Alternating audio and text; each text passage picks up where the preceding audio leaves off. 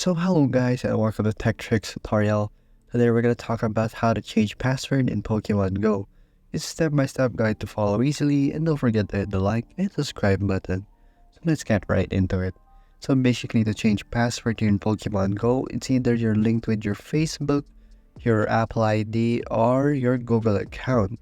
So if you have been connected to those, you can change them manually via the individual apps in Google, Facebook, and your Apple ID. So basically, we're gonna show you one in the Pokemon Trainer Club. So here in the Pokemon Trainer Club, updating information about the Pokemon Trainer Club account is pretty simple.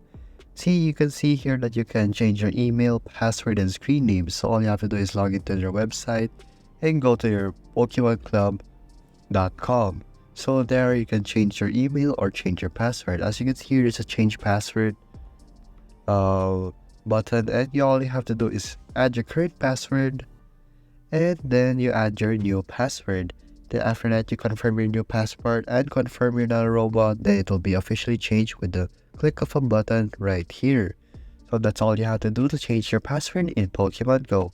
And thank you for watching this video. See you again next time.